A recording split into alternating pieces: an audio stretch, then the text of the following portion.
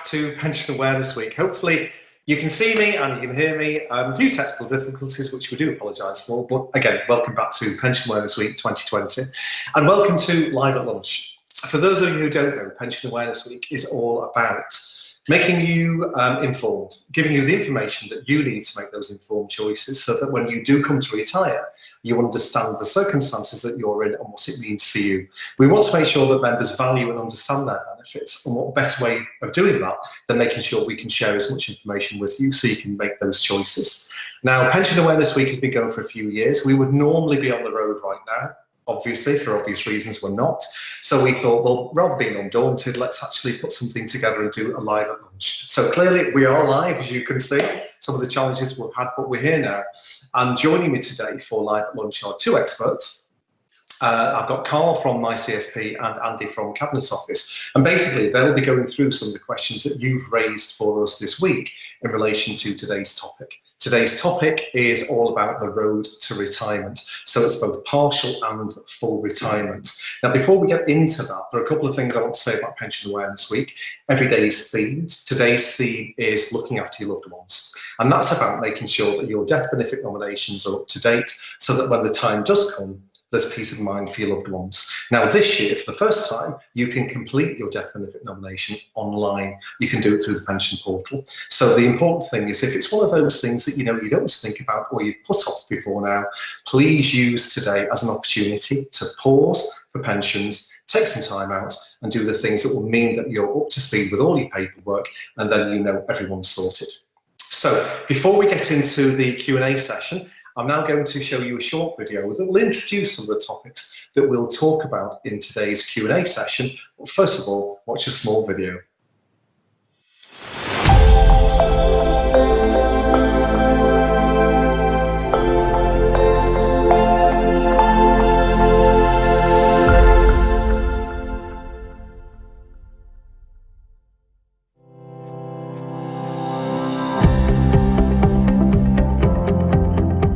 If you're over your scheme's minimum pension age, usually 55, and thinking about taking your pension but still want to keep working, then partial retirement could be for you.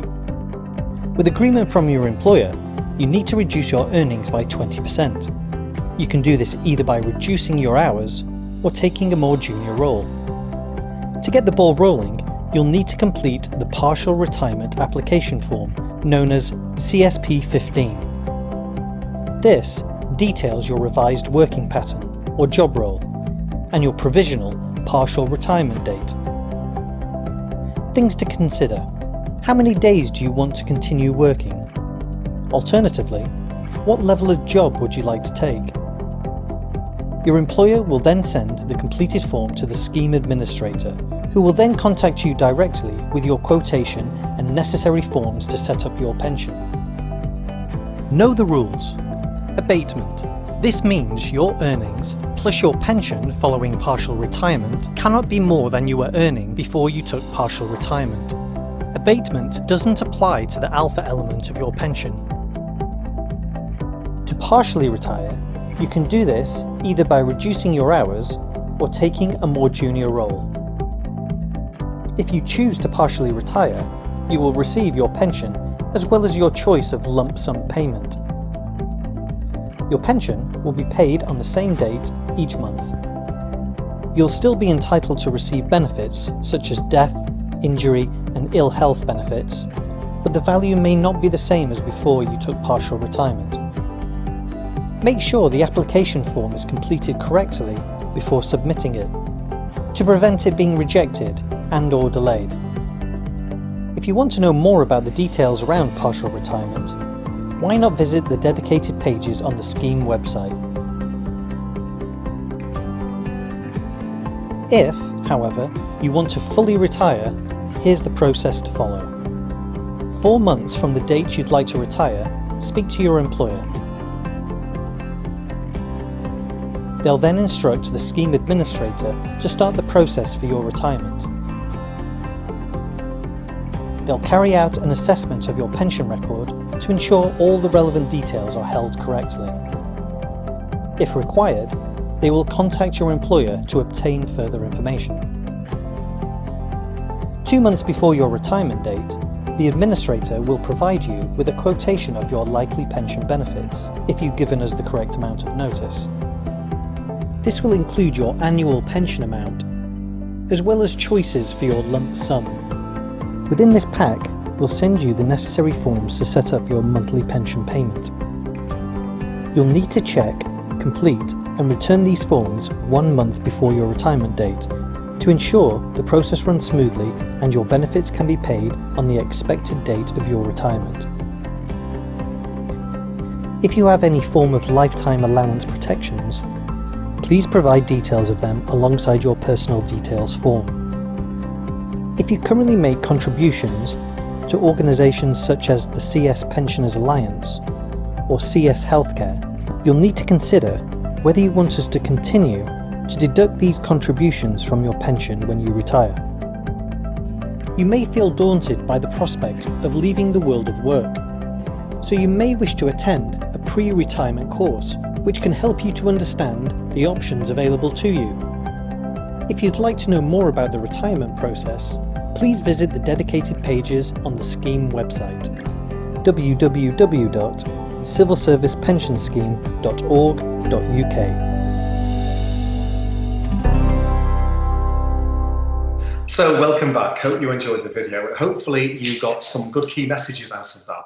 So one thing we always say during these sessions is please have a pen and paper handy, because you might want to take some notes down. You may have an iPad handy. You might want to put some notes on there as well. Remember, the video that you've seen today, you'll be able to watch that as well. So the videos that we've shown in the week, we have a video library on the scheme website. So the good thing is you can always go back and play and pause if you want to at a particular point to get more information. The website, which both Andy and Carl will refer to today, is the civilservicepensionscheme.org.uk website. It really is your one-stop shop for all things pension. So please do, if you've not taken the time to go to the website, do visit it, civilservicepensionscheme.org.uk. And whilst I'm on that, one of the things that we launched last year was the pension portal. It's a boom because it holds all of your information in relation to your pension benefits. You can also see your annual benefit statements on there. You can get to the pre-populated model from there, which the gents will talk about later on today.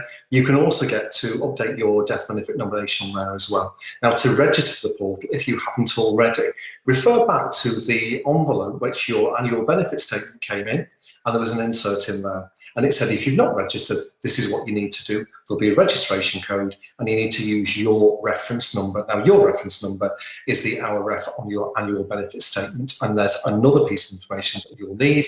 You can get that from the insert that went in this year's annual benefit statement. So again, if you've not gone to the pension portal before, please do so. It's a great place to go. And the important thing is you can do things from there as well. Lastly, in terms of more functionality, we've also launched the app version of the website this year. So wherever you would normally go to download your apps, you can download the Civil Service Pension Scheme as an app. Right, let's get started. Lots of questions from you. So again, thank you very much indeed. Now, the first one is to Andy. And this is from one of our members who says, can you say what the disadvantages are to early retirement, please? So disadvantages, Andy, to early retirement. Great question to start off the session with. Thank you very much, David. So what I want to talk about first is a little bit of background on how you can actually go about taking early retirement. So this is anything before your scheme's normal retirement age. So classic plus and premium, age 60. Nuvos 65 alpha mirrors your state pension. So the earliest you can actually take it for most people is age 55. If you joined before the 6th of April 2006, so these will be people with pension elements in classic plus, and some of those in premium, you actually can take that pension element at age 50. So reduced retirement, it's a little bit like swings and roundabouts. What you lose with one, you gain with the other. So the obvious downside, if you're taking it early, there is going to be a reduction applied.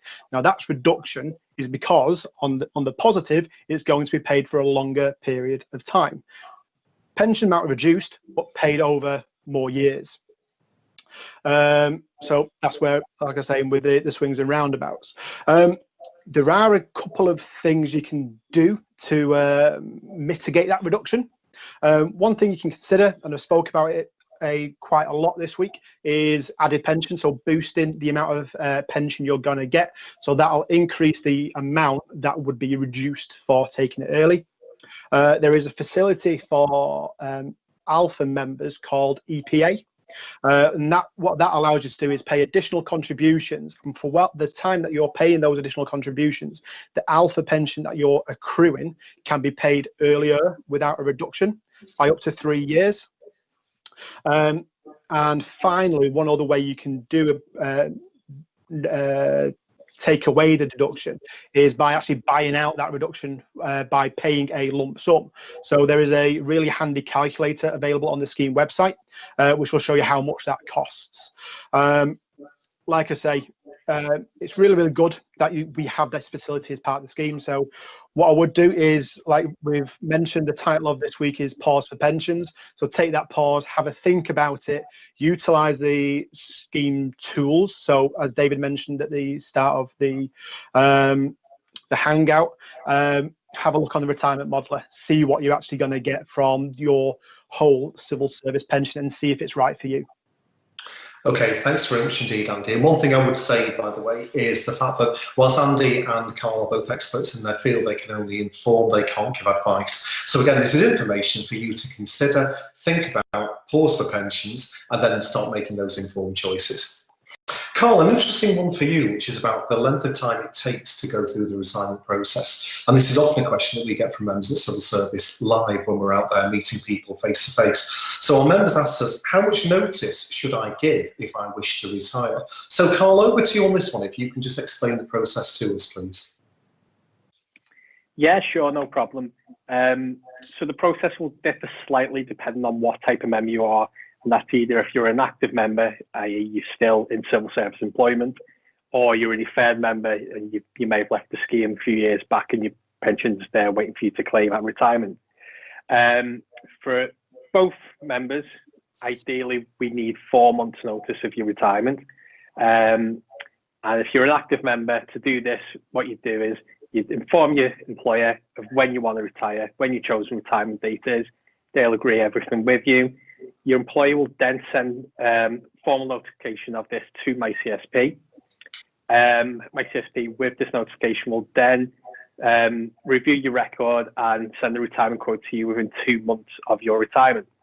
Now, going back to the 4 months notice, the reason why we ask for this amount of notice is simple, really. Depending on whether you're a member of Classic or Classic Plus Premium or UVOS or Alpha, you'll know your pension's basically calculated on the basis of either your service and your pay, if you're a member of Classic Plus Premium, or if you're UVOS and Alpha, on a percentage of your pay.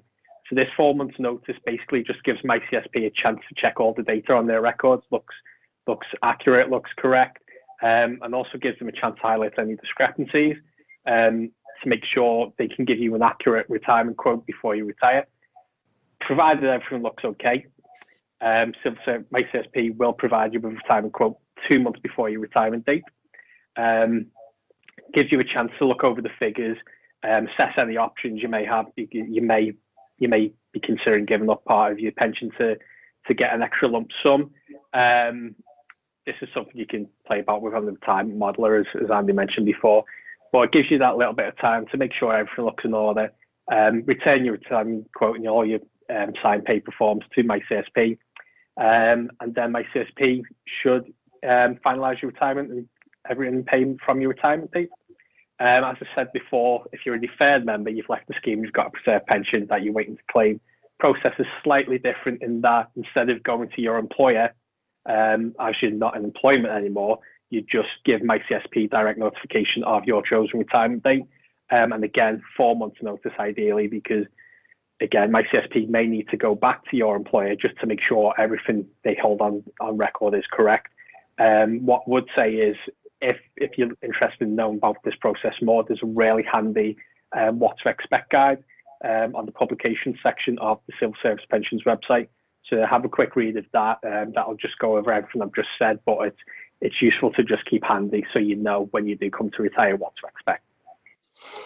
Great, thanks very much indeed, Carl. And as Carl says, the what to expect guide is in the publication section on the scheme website. And what that does is it says what you do in the process as the member, what the scheme administrator does, and what your employer does. So it's very much a linear flow chart that just says, you do this, then this happens, then your employer does this, then this happens. So the good thing is you can see at a glance what happens in the process and how long it takes. So if you're interested, that's the what to expect guide on the publication page of the scheme website.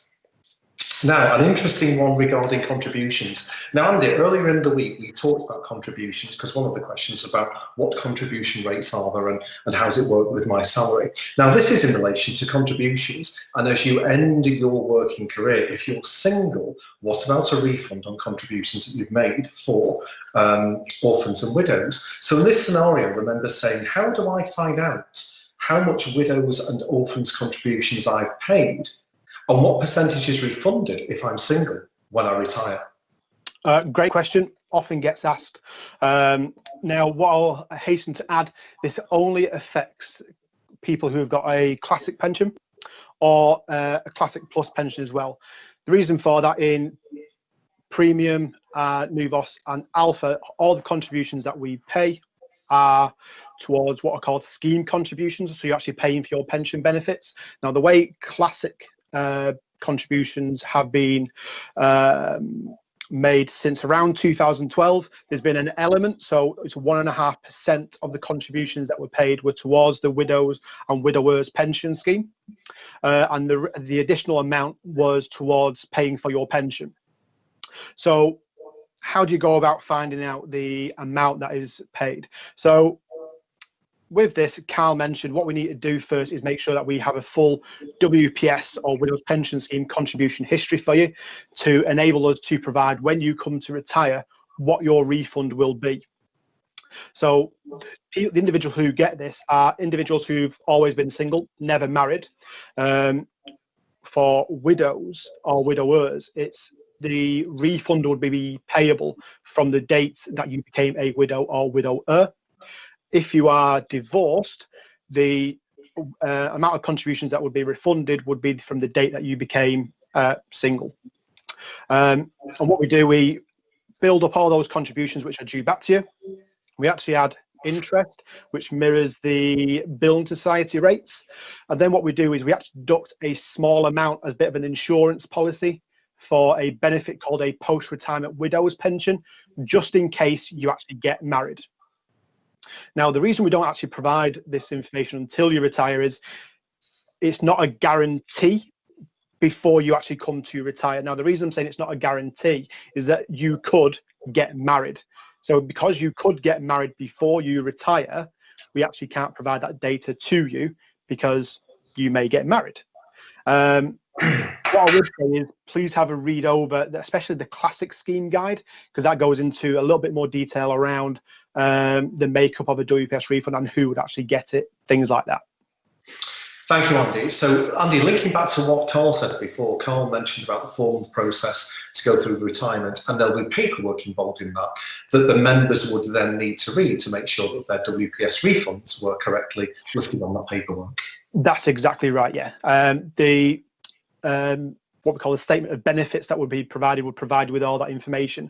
But just to hark back to what Carl was saying, when we're looking at WPS and your whole pension scheme record, we often have to look back all the way through your service to obviously make sure that the data that we're holding is correct. So when we make a payment to you, it is on the right information. What we don't want to be doing is partway through, after a couple of months of retirement, coming to you and going, oh, the data was incorrect, we've had to adjust or revise your pension amounts. Just to hark back to WPS contributions, we can actually go past and would need information pre 1st of June 72 to pick up every single amount of contribution that you have paid towards the widow's pension scheme. Great. Okay, so one to watch if you're in that situation. Moving on, Carl, this is similar to one of the questions we had before about how long does the process take. But for early retirement, is it the same? So someone's saying, how long does it take to apply for early retirement? So yeah, it's exactly the same. 4 months notice would be perfect. It doesn't matter if you're retiring early, if you're retiring after your retirement age, 4 months notice, all across the board. Okay, so the process is the same. It's just a case of making sure that you understand, if you want to take early retirement, what that would mean in terms of your pension benefits. And therefore, as you mentioned before, Carl, members could go onto the pension modeler, which is sought through the pension portal, to find out what their benefits would be worth.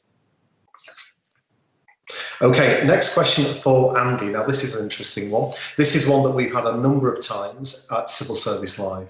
So our member here is saying, I'm 55, I have 31 years in Classic, and now I've been in Alpha since 2015.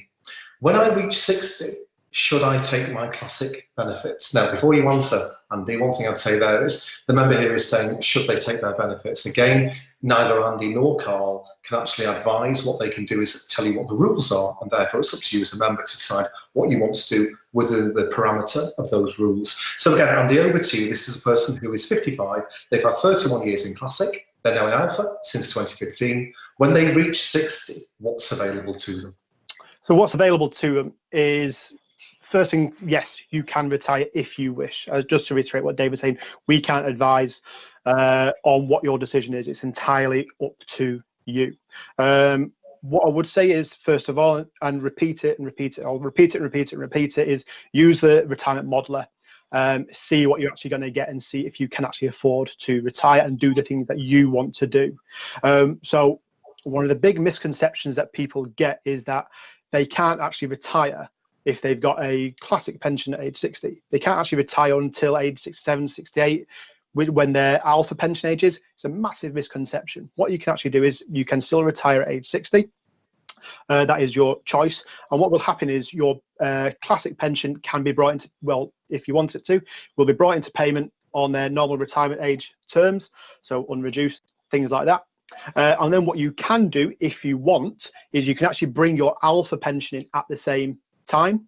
So you actually, if your Alpha pension age is 67, you can actually bring it in at age 60 on reduced terms. So there would be a reduction applied to it. But you don't actually have to. So if you know that you can live and thrive on just your Classic pension, you can actually leave your Alpha pension preserved or deferred until you actually want to claim it. So if you retired at 60, you can actually leave your Alpha pension in the scheme, not touch it until a later date, all the way up to age 67. So if you think, by looking on the retirement model, it'll basically break down where your pension is coming from both your Classic or premium element, things like that, and your Alpha element. And you can go, well, I can actually live and do everything I want to just on my Classic pension. So I'm going to leave my Alpha pension until a later date. So there's either no deduction or as little reduction applied to it as possible. Great. Okay. And what I would say is, for those viewers out there thinking about, well, I'm in that position because I was in Classic, I'm now in Alpha, we have something called the At a Glance Guide. The At a Glance Guide is on the scheme website, and basically it does what it says on the tin. At a glance, it shows you Classic, Classic Plus, Premium, Nuvos, etc. And it shows you the similarities and the differences between each one. So you can then see, as Andy says, when you are in Classic, when can you take your benefits? When you're in Alpha, when can you take your benefits? It's page of A3. It's very interesting, very informative, takes out all the jargon, but it gives you the information that you need. So if you've never seen that before, that's the At a Glance Guide. Again, publications page on the scheme website. Now, our next question is actually about partial retirement. So this one is for you, Carl, and this is one of our members who's saying, basically, I'm considering taking partial retirement when I reach 50 next year. Any tips? So again, this is probably more a case of, can you take somebody through what thought processes they would need to employ when considering partial retirement, and then what the process is? Yeah, so when you're taking partial retirement, there are a number of things you need to consider. It's not as straightforward as if you were just retiring completely from service. What I would say is, the very first thing you need to remember is, if you're partially retiring, you need to agree this with your employer. Second thing is, if you are partially retiring, you need to reduce your pay by 20%. So this can either be through a reduction of your hours or a reduction of your pay. One other thing that a lot of people who do partially retire tend to either forget or not aware of If you're claiming a classic plus premium US pension, there's something in scheme rules called abatement. And basically what this means is if your pension, along with your new pay following your adjusted hours or adjusted pay, exceeds the pay you were receiving before your partial retirement, your pension may be adjusted or reduced even to bring it into level with the pay you were receiving before. As a basic example, this is really basic, so I'll try and be as brief and make it as easy as possible. If you receive a £20,000 pay before you partially retired, you reduce your pay to, let's say, £15,000, but you claim a partial retirement pension of £6,000, your pension plus your new pay would exceed your previous pay by £1,000. So your £6,000 pension would then be reduced by the difference to make sure you're not receiving more than that £20,000. That's just a very basic overview. What I would say is there's an abatement calculator available on Civil Service Pension's website. I just thought I'd mention that because we see so many members partially retire, get the retirement quote, and then receive a pension less than what they expected, and they don't know why. But again, there's really useful tools on the website. There's the abatement calculator, there's the retirement modeler. This member mentioned they want to retire at age 50, so they need to take in mind there's the early reduction factor they need to consider. So again, use the retirement model for that. Really handily, there's a whole section on the Civil Service Pensions website dedicated solely to partial retirement. That's really helpful. Lots of information there, lots of guidance. There's even a bite-sized video that'll take you through a step-by-step process. So if it's something you're thinking about, definitely recommend you check out that website page. Thanks very much indeed, Carl. And again, for those of you who are maybe not familiar with abatement, it is one of those pieces of the scheme rules, if you like, that can be quite confusing. And I know that some people have been caught out. So, for example, I met somebody in Birmingham when we were doing Civil Service Live, and she hadn't understood abatement because as part of the process, she hadn't been discussing that with her employer. One thing that I would say is, whilst we always promote the scheme website, remember you do have pension leads within your organisations who are very knowledgeable, and they often can be your first point of contact for a conversation to start that whole ball rolling, and then thinking about, can I afford to retire? Do I want to go part-time? Do I want to take early retirement? So again, it's one of those things where we just say, pause the pensions, take some time out, think about it, and then make that informed choice. Back to Andy on this one. I don't think you can answer the question really, but, well, I don't think you can fix the issue that the person's raising. Why does the age of pension keep changing? It's very frustrating when you cannot plan ahead for your future. So Andy, would you like to set the question for us? Yeah, I really wish I could change it, because that would be great. Essentially, it's not our doing. It's legislation through overarching legislation which changes the scheme's retirement, the state pension age. Now, the reason for that is alpha is linked to your state pension age. So when state pension age changes, various different factors are taken into account, like individuals' life expectancy, the cost of living, all things like that. And it's just the way the schemes are built that with alpha, it mirrors what the state pension age is. So if there is an increase to the state pension age, then there is going to be an increase to your alpha pension age as well. Thank you, Andy. And on a similar vein, we've got another question which I'll pose to you, Carl, and it links into that, and it relates back to what was said before, so I think it might be a quick answer. If I retire early, do I have to wait until state pension age for the alpha part of my pension? So no, I think Andy explained this really well earlier before, in that if you choose to retire early, your pension will just be reduced. You don't have to wait until your state pension age to take your alpha pension. As Andy said, if you're a dual member and you have, for example, a classic pension and an alpha, you can choose to take the classic and leave the alpha. You can claim the alpha early. It's entirely up to you, but there's no restriction as to waiting to claim your alpha pension at your state pension age. You just need to bear in mind it will be reduced for early payment. Thank you very much indeed, Carl. What we've been talking about today is the full process of partial and full retirement. And one of the questions, Andy, we've got is about, is there any training available to basically walk me through the process? So So this member is asking us, can you walk me through the process, tell me what forms I need to fill in, and think about what I might need to consider before I go down that route? Yeah, definitely. One of the things we're very keen on is supporting our members through the retirement process, things like that. If you're completing a form and you find something that you don't understand, please just contact my CSP. Training wise, there is an offer on, I think it's just changed from civil service learning. I think it's called the Learning Portal now, where there is a pre-retirement course, which is actually run by my CSP. Great reviews, currently being delivered by webinar, but also when we're able to, it can be done face to face, and that'll go through the whole process for retirement, go through your figures, things like that. What I would say is you can, like I say, see it on Civil Service Learning, or if you go on my CSP's own website, there is detail on there as well. Thank you, Andy. And just for information, the training that Andy refers to is free to a member. It is paid by your employer. So clearly you need to speak to your employer in the first instance to find out whether you could go on that training. But again, as Andy says, it's now delivered in the format of a 2-hour webinar, and it gives you the information you need on that road to retirement. Now, this is a really interesting one, Andy. I'm going to stick with you on this one. At retirement age, can you partially retire, continuing to work, say, for example, 3 days a week, but also take out part of your pension and a lump sum? In short, yeah, you can. Thank you, Andy.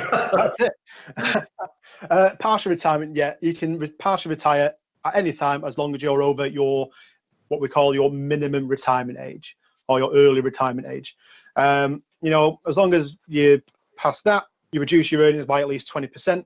We've said that before, by going part-time or taking a lower grade and getting permission from your employer. Don't forget to get permission from your employer.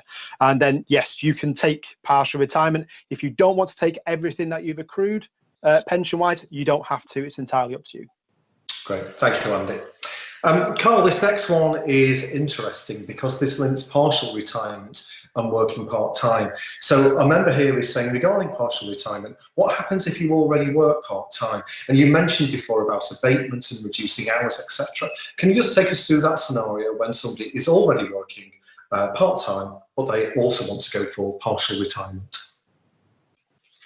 Yeah, so one of the criteria you need to meet in order to partially retire is you need to reduce your working hours by, your pay by 20%, either through a reduction to your hours or to your pay. If you are already on a part-time working arrangement before partial retirement, the 20% criteria still applies, so you would still need to reduce your pay by 20%. Again, either by reducing your hours further or reducing your pay through a salary cut. Right, so essentially the line is, yes, the same principle applies.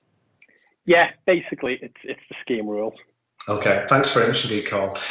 We are going to motor through, we're nearly at that time, but we've got another 3 questions which are really quite interesting in terms of the subjects that we've been covering today. Now, Andy, this one is for you, and this is about, what if I change my mind? So our member here is saying, if you apply to partially retire, can you change your mind when you get your quote back? What's the latest time you can cancel taking partial retirement? So again, I suppose this is the case of once I am informed, what if I change my mind? You can do. What I would say is you'll need to speak with your employer. My CSP can cancel your award if you decide not to partially retire. But what I would say is always speak with your employer or line manager. And the reason for that, certain things might have taken place. So there could be a job advert potentially to bring someone in to cover the hours that you're reducing by. There would have been changes to your salary because you potentially were going part-time, things like that. What I would say is always try and take the steps that you know what you're going to be getting by retirement or when you partially retire, by using the retirement modeler, things like that. So that when you get your quote, you have a very good educated guess of what you're going to get. But the bottom line is you can change your mind if you want. Exactly. Yeah. If something suddenly changes, then yes, you can do. Great. Okay. Thank you, Andy. Right. This is going to be my last question. This goes to Andy, and this is about the issue of contracting out that some of you may be familiar with. So our member here is saying, I've heard that we won't get a full retirement pension, something to do with contracting in, contracting out. What do we need to do to ensure a full pension? So this affects your state pension, and the reason for it, this is of how our scheme is made up, or was made up pre-2016. And we were known as a contracted out scheme. So what a contracted out scheme is we were contracted out of the state earnings related pension scheme, or SERPs. Many of you know it by S2P, or the state second pension. So the way the state pension's built up is your basic state pension, or was worked out, was your basic state pension and your S2P, or state second pension. Now, because we were getting access to a public pension because we worked in the civil service, we didn't accrue that S2P. So what happened instead, we actually paid a lower rate of national insurance throughout our civil service career, all the way up to 2016. Now, in 2016, the new state pension came in, and there was a single amount. So what then took place was an assessment of everyone's national insurance contributions, and it was basically said, if you paid enough, you would get this. If you hadn't, this is what your basic state pension would be, or the new state pension would be. What I would recommend you do is go on the government gateway. And on there, it actually provides you with what your expected state pension is. So like you can either register for a government gateway ID, or what you can do, there's actually another one where you can go through it, and it's a Gov UK verify process. And that makes sure we know the government knows who you are, and it can then check over your national insurance contributions and advise what your likely state pension is going to be if you've paid enough national insurance towards it. Great, thank you very much indeed, Andy. Nice comprehensive answer. And on that note, it's the end of Live at Lunch, and it's the end of Pension Awareness Week 2020. It's been so nice to meet so many of you virtually, and we hope you've enjoyed these sessions, because what we've tried to do is make sure we can go for the most popular topics that we know that you're interested in, and provide a platform where we can share information, hints, tips and guidance, so that you can value and understand your benefits and then start making those informed choices. Please do have some takeouts from today. If you've not been to the website, please do. If you haven't registered for the portal, please do that. Think about updating your death benefit nomination if you need to. Remember, today's theme is about looking after your loved ones once you're gone. Today has been the end of our week, but all of the videos from today and the previous days will be loaded onto the scheme website. The early ones are there now. Today's will be loaded on Monday. So essentially, if you heard something you thought, oh, what did they say? Don't worry, you can watch us on catch up and you can get the information there. The videos that we played on Monday, Wednesday, Friday, again, they're on the scheme website as well. So lots of information out there for you to digest. The one thing I would say is this is the first time we've done this. We were kind of forced into it due to the pandemic.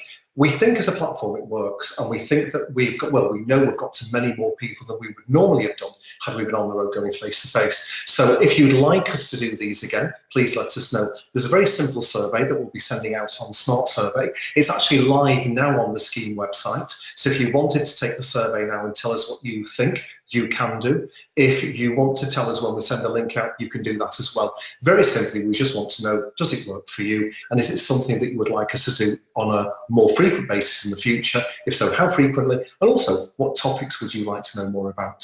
So at the end of the day, hopefully you have taken the opportunity to pause for pension. You've been a little more informed, and hopefully you can start making those informed choices. So finally, I'd just like to say a big thank you to Barry and the team at Clear, who have made this week possible technologically.